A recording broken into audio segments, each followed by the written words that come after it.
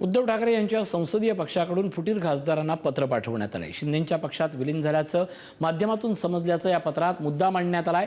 शिंदेंच्या पक्षात विलीन झाल्याचं चित्र निर्माण केलं जात असून हा मुद्दा या पत्रात मांडण्यात आलाय। घटनेच्या कलम 10 अंतर्गत कुठल्याही पक्षात विलीन होता येणार नसल्याचा पत्रात मुद्दा आहे। ठाकरेंच्या शिवसेनेनं मूळ पक्ष म्हणून विलीनीकरणाला मान्यता दिली नसल्याचाही मुद्दा मांडण्यात आलाय।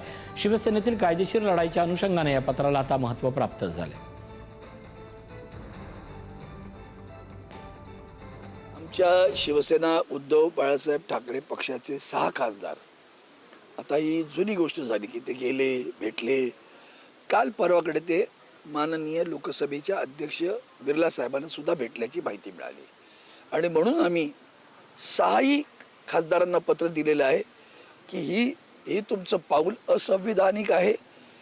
त्याचीच जाणीव आम्ही माननीय लोकसभा अध्यक्षांना पण दिली आहे की हे असंविधानिक आहे। अशा प्रकारचं कुठल्याही गटाला मान्यता देता येत नाही, याची आपण नोंद घ्यावी आणि तशी कारवाई करावी अशी अपेक्षा आम्ही व्यक्त केलेली आहे।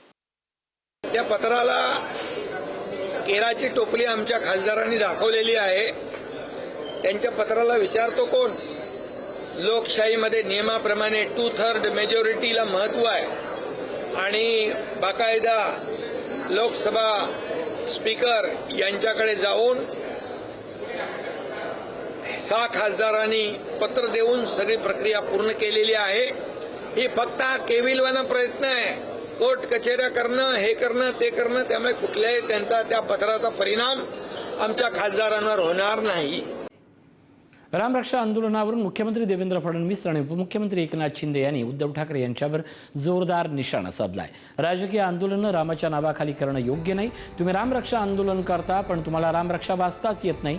तयारी असेल तर मीही तुमच्यासोबत रामरक्षा म्हणायला तयार, असा खोचक टोला मुख्यमंत्री फडणवीसांनी उद्धव ठाकरेंना लगावलाय। तर दुसरीकडे उपमुख्यमंत्री एकनाथ शिंदे यांनीही उबाठाला उशिरा सुचलेलं शहाणपण अशी टीका करत आंदोलनावर प्रश्नचिन्ह उपस्थित केलंय। एवढीच अपेक्षा आहे की त्यांनी किमान 2 पानं तरी रामरक्षेचे वाचावे।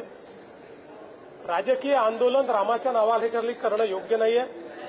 मागच्या वेळेस ते रामरक्षा वाचू शकले नाहीत। मी देखील त्यांची तयारी असेल तर त्यांच्यासोबत रामरक्षा म्हणायला तयार आहे। मला पूर्ण रामरक्षा येते। समजा नसती आली तरी किमान वाचता तर यायला पाहिजे। तुम्ही रामरक्षा आंदोलन करता आणि रामरक्षाच वाचता येत नाही, हे कुठलं आंदोलन आहे तुमचं? आता हे उशिरा सुचलेलं शहाणपण म्हणावं लागेल आणि